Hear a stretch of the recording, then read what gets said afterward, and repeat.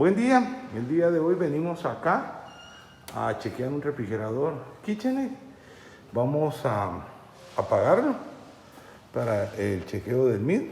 Aquí, 3, 2, 1, 0. Aquí lo apagamos para que nosotros podamos abrir y chequear cuál es el problema. El problema es que está haciendo un ruido muy fuerte y ahorita que estamos chequeando nos damos cuenta. Acá al fondo está completamente escarchada.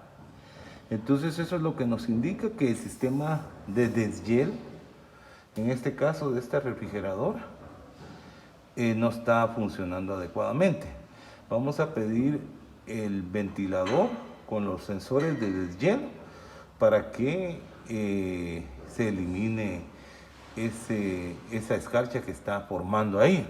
Además nos indica el cliente que le sale un mal olor de atrás del refrigerador, pero le explicamos que es por lo mismo que está obstruido el desagüe y esto pues va a ocasionar malos olores y no está haciendo el efecto de condensación. Vamos a chequear si esta refrigeradora está climatizada para acá, para nuestras latitudes. Vamos a entrar podemos entrar directamente aquí, apagada al modo de diagnóstico. Entramos acá, nos vamos a ir a la opción 7. La opción 7 tiene que estar el número 2, que quiere decir que está programada para 8 horas. Vamos a ver. 2, 3, 4, 5, 6, 7, 8. Perdón, 7. Está en 1. Estas refrigeradoras, si están en 1, ellas lo que hacen es que cada 99 horas va a aplicar el deshielo. En este caso, nosotros vamos a programarla para cada 8 horas. Ella inicie el ciclo de descongelamiento automático. Esto se da mucho en los lugares que hay alta humedad. Esto siempre va a dar problema. Entonces nosotros tenemos que programar acá, el número 2, perdón.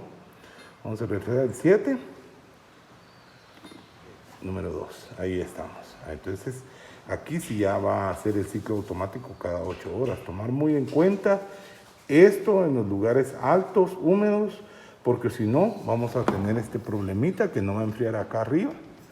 Se van a estar descomponiendo los alimentos en el lado del refrigerador, además de que esta escarcha no deja fluir o circular el aire adecuadamente, porque jala aire acá, lo lleva hacia arriba,